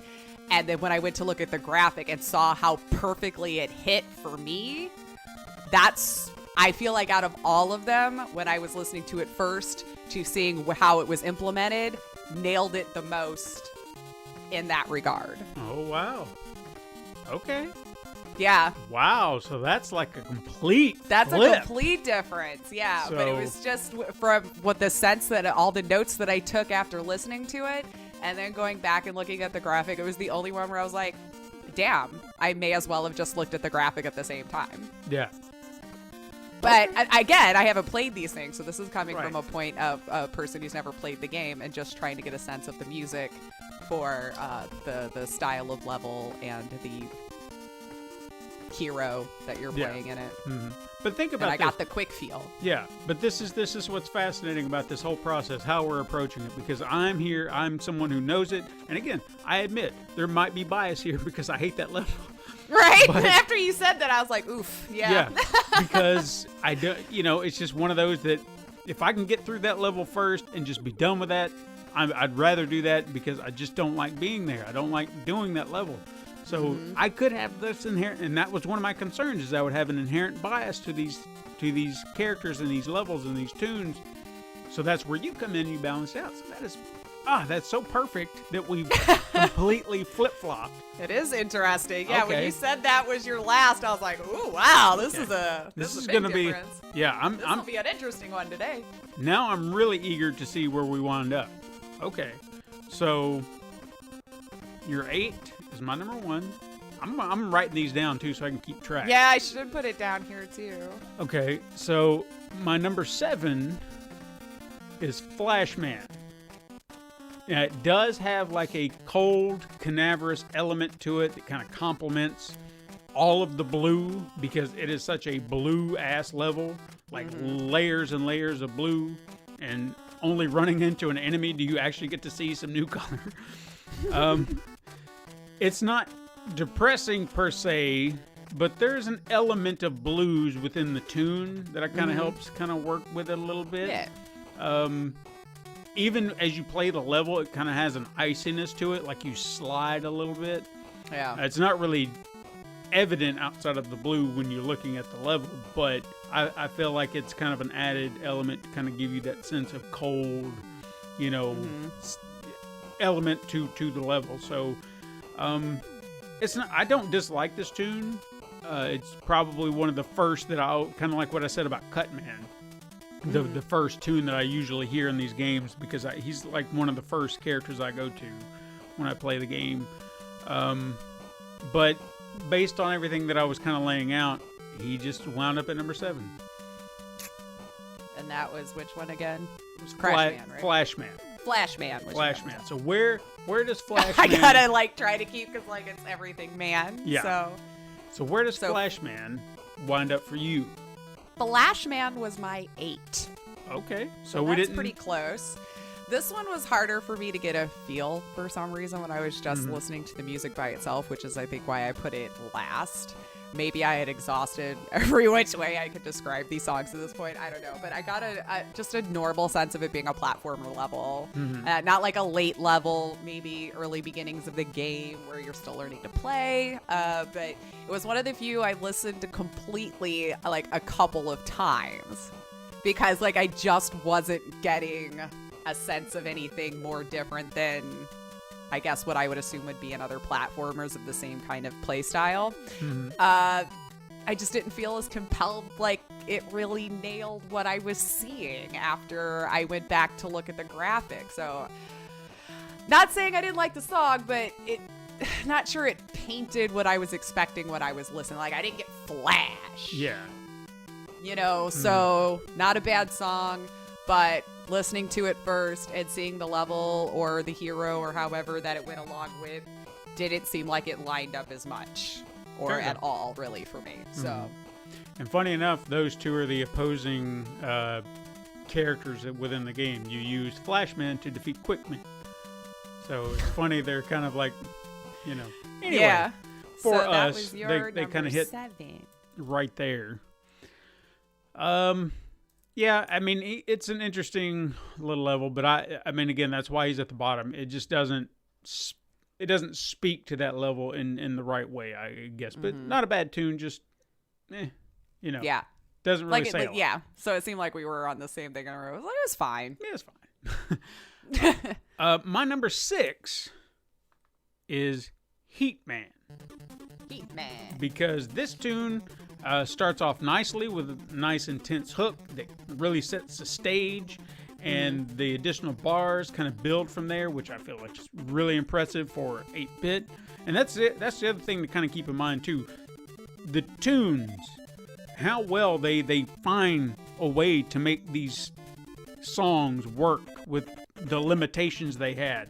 I think that's another thing that makes this soundtrack so impressive, is just how they get all these little notes, and you hear them, and you can already kind of get a sense of what the instrument is they're using here, and you can or hear at least it. trying to mimic. Right. So this is one of those, kind of has a drum feel to it, you know, like you would kind of play around with that. It fits with the level in a way that some urgency is being conveyed, timed urgency, if you will, with heat, you know, lava. There's just, you don't want to be there. You got to get out as soon as you can. But overall, when we're kind of getting to some of the other tunes, is to me, it just, there are others that say it better. And I hated to put him at 6, but those are the breaks for me. Them's the breaks, baby. So where's Heat Man for you? Heat Man, number 2. Oh, wow. Yeah, this is interesting. I mean, hearing Heat, I don't know what I expected at first, but I could see where the music Heat might have been an element. So what I imagine is them recreating the drums, like you were kind of just mentioning in the bit sound, because I could believe this was, it kind of felt like it could be another contained boss level. And then it went on to feel like it could be like a runner on rails kind of level. Then looking at the pick, yeah, the underground feel, I guess, you know, was there, but almost, I don't even know if I should say this next part now because it might give away something else, but almost kind of like how I thought Bubble Man would have looked without the flames, of course, you know. And I'll explain that more when we get to the Bubble Man part, so I don't give too much away. But yeah, I mean, I felt like it fit pretty well upon seeing it. So again, when I'm going with what's my first feeling to how the music made me feel would go on in the level to viewing it, it felt like it still worked really nicely. Yeah. Fair enough. You get it. And I might be getting a little swayed too by knowing the name of the hero beforehand, so like I'm probably struggling to find that adjective or whatever like about it. And I think that's the other part of it that I'm trying to disconnect from, and I don't know if I had done that completely, but I tried. Damn it, I tried. It's hard to do. It's hard. Especially if you've already got other memories in place for, you know, these heroes. Yeah, this is fascinating. Fascinating. We could do a paper on this. Almost, right? All right. So, with that said, we did Heat Man. My number 5. And from here on is where I felt like it got very, very difficult to nail this down and try to figure out, for me, what the best was. And I'm really interested to see where a lot of these fall for you, especially now.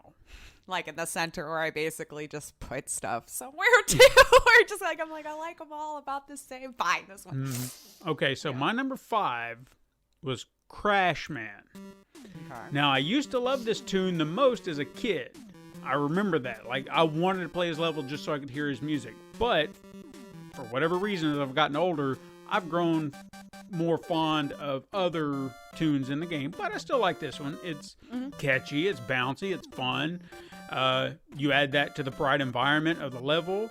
It's a solid track. It really is. But I feel like there are better tracks within the soundtrack, and this is a good one. I feel like for me, this was a nice midpoint track. Yeah. Because it's not the best, not the worst. It does what it's meant to do for that level, for that character. In my opinion. Reasonable enough. Let's see, Crash Man was actually my number 7. Okay. It's actually my number 7. Although this one was pretty funky. You know, like a fun, perky, happy song. So I did dig it. Almost like a comedy break, if it were that kind of game.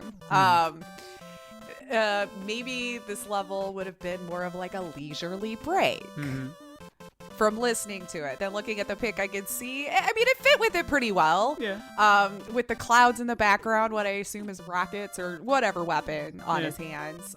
Although I wouldn't say I got Crash from it. Yeah. But again, I don't know particularly how his mechanics are implemented in gameplay, unless it means something different in the game. Well, that's the odd part about it, because it really doesn't fit. His weapon is essentially like these, trying to think of what they're bombs, but they shoot and they stick to the wall. So like when you shoot one, it's just like connects, and then it just kind of blinks and then blows up. So it helps you get through certain areas, because it can blow up these walls and you can kind of have a shortcut. But yeah, Crash, it doesn't, I don't know where they got that. I think that's where the disconnect was for me, was that I really dug the tune, but it just didn't really seem to match up what I was seeing even a little bit. So, great song. Yeah, great song. I guess I would have to play the level to see if I feel differently while I am playing it, but it didn't scream Crash Man or what I was seeing on screen at all. Yeah, it's again great. Yeah. So, wow, this is. I'm sorry, I keep looking at the way this is already kind of laid out, and we're kind of all over the place on this one. Going up for me, I've already gotten your top 2 and your bottom 2 knocked out of the way. That is fascinating. Still, there goes another hot rod down the road. It's so nice out. Probably they got to take advantage. Number 4. And I felt like even when I got here, these last 4 for me were difficult, but I felt like this was a choice that was the easiest out of the 4. Okay. When I'm sitting there thinking about it, I was like, yeah, I mean, because again, great, but I didn't feel like it did what the others did. My number 4 was Metal Man. The tune did kind of have a kind of an industrial feel in its composure. It has great hooks. It keeps you energized the entire way through. I mean, I remember playing, that's one of my favorite levels to play, because the tune, the layout, everything about it's great. But compared to what I consider my top 3, it's the simpler tune out of the 4. So that's why it kind of dropped to number 4, because it doesn't do anything beyond being what it is, and there are no complications to the tune, no nice little tweaks and twists, and I don't know, it's a simpler tune than the other 3 for me. Excellent. So Metal Man was my number 3. Number 3. See, we're close on so many. We're close on some. Close. Yeah.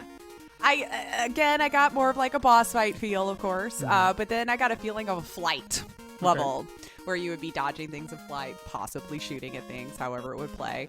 So when you hear Metal Man, it didn't come to mind necessarily, but then when I saw the picture, that's where it fell a little bit more into place for me. Again, with the gears in the background, maybe to give that feeling of floating through your underground world. Maybe that's what they were going for with it. So seeing the design and what looked like to be a little cape on the character, that's when I felt like, oh, see, I did get kind of flight, maybe with the cape. I don't know. So I made the decision that all of that was 100% on purpose, and that I felt what I needed to feel, so it landed at my number 3. Fair enough. I think the cape is what did it for me. Okay. I was like, cape, flight, got it. I felt that, sure. It works for me. Yeah. And that's the other thing too that I wanted to do for all these visual aids is not only try to get you the best possible picture of all of the environment, because with this one, a lot of it, it's almost like there were sections. It would be like this one section is this one thing, another section is another thing, and then another section it would be kind of like the first section but tweaked ever so slightly. So you'd have kind of these, what's the word I'm looking for? I don't know. It doesn't matter. You had variety to the level, but still being within the level itself. So I wanted to make sure that I got that. Not only that, but I wanted to give you a sense of the enemy in a way that you kind of saw. The enemy type that you'd be doing. Yeah, because with him, I think I had him throwing a gear or something like that. So to me, that was a message to me that conveyed that's what he does. He's throwing those gears. And then there was another character who kind of has this more look like a bear, and I wanted him to kind of have that kind of thing to him. So I'm hoping I did the characters justice when you looked at him and said, "Oh yeah, I got it. I see who they are." I get a feel for what's going on here. Yeah. My number 3. This one hurt a little bit because I love this one so much, and I was just talking about it earlier because I feel like this is the one that had the best cover, Airman. It doesn't convey a sense of open air or sky for me, but it has a wonderful blend of tones, this menace, and then this wild guitar freestyle in the middle. And that's what, oh my God, that's what the NESkimos do so well, because they take that tune and where it gets into that little freestyle bit, they add to it. They just enhance it, and you just listen to it. Oh my God, how did they make this tune better? And they did. Like any other tune, if you were to take those moments and try to embellish it a little bit, you're like, you're kind of ruining the beauty of this. But no, they took it and they just ran with it, and they made it so much better. Like it allowed that freedom for that freestyle, I guess. And it even kind of has this heroic landing toward the end of the tune that really kind of, I guess, hits it just right. But the fact that it does not convey the sky, the open air, the flight, if you will, like you were saying earlier, I had to drop it. Gotcha. So where's Airman for you? Probably for the reasons you just mentioned. It landed on number 6 for me. 6? The guitar riffs in this one, though, solid. I definitely loved the tune. But it just felt like another regular level to me, just the run-of-the-mill side-scroller. So I could get the moving through the flying air vibes, I think, a little bit. Not saying that was bad, but nothing stuck out to me so much different from it, from the ones that I had listened to. So after the pick, I could see the floating in the air and super colorful. And he's a little fan, which was kind of cute. But it fit, but like I had to start kind of going like away from myself, because then I would start how much I liked the song. But I wanted to stick to my rules of what I felt initially and how well I thought it lined up with what I was seeing. Yeah. So it didn't really scream that much air to me. But then when I saw the picture, I'm like, all right, yeah, like the song, but too true. I'm doing something real quick. People, just hang on a second, because I don't want to forget this. And boom, there it is. Perfect. You're gonna love that. I just sent you something, but don't listen to it now. Oh, okay. I was like, am I supposed to be looking somewhere right now? No. Okay, so there's that. Right. Down to the last 2 for me, and I'm seeing what you have left, I'm curious. Yeah, I don't even remember now what I've gone over. Yeah. Now I think I know which 2 we haven't done yet. Yeah, okay. So it's a question of which one did I land on number 1? It's true. Because let's see. For me, Woodman is number 2. Okay. Now, this has one of the greatest starting hooks from all the other tunes to get you pumped, because it's and then boom, it kicks in, and then you're just going. It wants you to keep moving. It just gives you this sense of go, go, go, go, go, and it's energetic, it's pumped, and you just want to go. You're just ready. Yeah. But I don't get woodsy. I don't get nature. Yeah. I don't get this outdoorsy, earthy atmosphere. It's dropped it. But it's a good tune. It's so good. Hard to just dismiss it. Yeah. Because it's solid. Right. But I had to play fair and drop it because of the aesthetic of what it's conveying, and it doesn't do that. But it is a good tune. Yeah. No, all of them were good. Yeah. All of them were good. Woodman actually came in at 4 for me. Okay. Probably for the reasons you just mentioned. I mean, the beat really gave me the feeling of chopping, at least. Let's put that there, you know. Again, the name might be a little bit of a spoiler in how I'm doing this, but it was very upbeat, fast, gave you a feeling of just like continuous movement. Got to keep going, like you were mentioning, like the sense of urgency, maybe a little. There isn't a whole lot I could say outside of what you already have in this, because after the pick, I could see the woodsy vibes, and the fact he literally is a tree stump. So, I mean, it fit well enough, but again, trying to be fair, the bias of saying Woodman, then me hearing the boop, boop, like you were saying, I was expecting it, but in the middle there, you're right. There was no earthy, woodsy kind of feel to it, although what does that mean to me, I guess, now in retrospect? What sound would they have made to convey more outdoorsy, I don't know, xylophone, chirpiness, I don't know, but yeah, it landed at number 4 for me for that reason. Fair enough. Woodman, sure. Chop, sure. Woods, not necessarily. Yeah, exactly. Yeah. They also, the NESkimos, I'll have to drop that one in there too. What they do, like I say, it's a metal cover for a lot of these tunes that they do. What they do with this one, for Woodman, is they use the start of that tune from the game, and then as soon as it gets to that dun dun, that's when they kick in their instruments. So beautiful the way they do that. Oh, nice. So beautiful. I'll share that one with you as well. So excellent. That leaves Bubble Man. Right. Okay. It's a...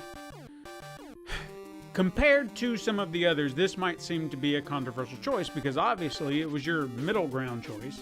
Right. 5. It was like almost smack dab in the middle, yeah. I felt like it's a great tune.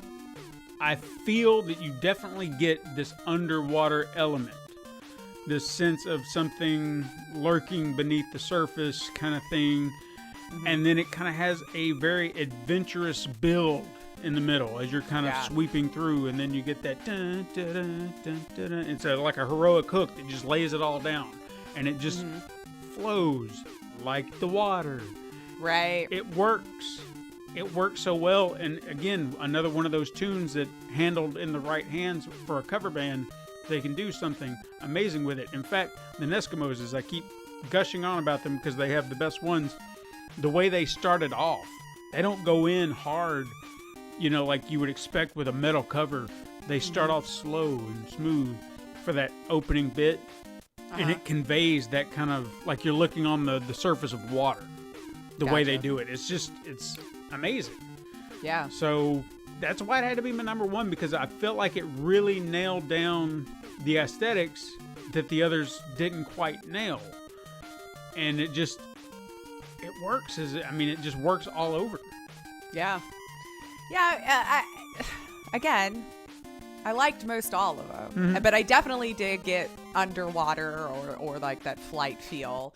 I really liked the energy of the song a lot. It felt much happier, much more exciting, almost like a discovery kind of music as you're playing. So I expected a lot of color, maybe even a little craziness with more chill areas. So when I saw the picture, I felt like the music nailed it for what I was thinking in a way, but I think I was expecting little bit more bright, a little bit more colorful. Like, so yeah, the enemy in the situation was, you know, the bright pink fish, I believe was, if I'm remembering the right. It was the diver. The diver looked right, but it was the picture of him fish, that when I saw it didn't line up. Sure. But I think the enemy, hold on, let me bring the picture back up for it just to make sure. Yeah, this is the one I was thinking of. Because the bright pink fish that's over there, I think was the enemy, and then there's like a little frog that's behind him. Both, all of it, color-wise, I thought it nailed it. It was when I saw him as the hero that I thought it fell, if that makes sense. He is not what I would have envisioned Bubble Man with this particular song. Sure. So that was the only reason why it landed in the middle to me, because I loved absolutely everything else about it, but just the aesthetic of the hero in the situation for some reason with the song caused me to pause too many times for me to place it too high or too low. But the love of the song, I wanted to keep it right there in the center. Fair enough. But really, a lot of my middle ones could have easily been finagled around, and it wouldn't have broken my heart, because I did like a lot of them. Yeah, I told you. So it made it harder. Yeah. Yeah. I mean, from here on out, as much I hate to say this, and I don't want to make the rest of the game seem lesser than, but I feel like this was like if you were to do a band and they had albums, and this was the album, this was the pinnacle. Everything here goes down. Not to say that it's not good, and there aren't good things in the other albums, but when you hit top, it's hard to replicate that. Part 3, there are some good tunes in there, but I feel like at some point it just starts to nosedive. It's hard to strike oil twice in the same spot, yeah. Because, I mean, these are so good. Right. It really was a good soundtrack. Good. Yeah. So it's difficult, but we'll get through it. Yeah, I don't want it to be like torture. It's not torture. It's just, not at all. You know, don't expect the greatest tunes of all time yet again. Sure.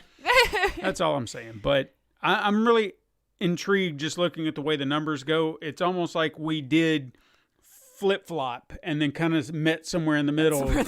Because if you look at where everything's kind of lined up, it's just we flip-flop. Yeah. That's about it. It is interesting how the top and bottom were almost exactly opposite. Yeah. So fascinating experiment. I love this. I'm telling you. I can't wait to see where we go. It's interesting. Yeah.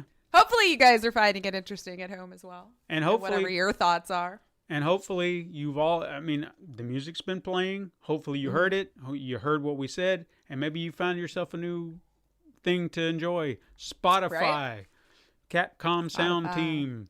You can find all this music. Nice. There you go. Excellent. Well, guys, that's our show. I think that's our show for the day. Yeah. If you are still with us, thank you very much. I know it's another long one. But you can hit us up sometime on Twitter at SuperMegaCrash. Or even send us an email at supermegacrash@gmail.com. You can find us on Instagram to view the weekly icon art that Steven puts his time and love into. You can support the show by liking and leaving reviews on your preferred platform, and even going to patreon.com/Pencil and Paper Productions. Tell your friends that you can find us on Pencil and Paper Podcast Network or searching Super Mega Crash Brothers Turbo. And you can find us on Apple Podcasts, Podbean, Spotify, Google Play, Stitcher, iHeartRadio, Pandora, and now even Amazon Music. Just tell Alexa to find us and she'll dig us up. We're there, man. Or if you'd like, you can go to youtube.com/Pencil Paper Productions as well. Thank you so much for listening. I am Lacey Finley. And I am Stephen White. And you could join us again next time, Super Mega Crash siblings. But until then, game on.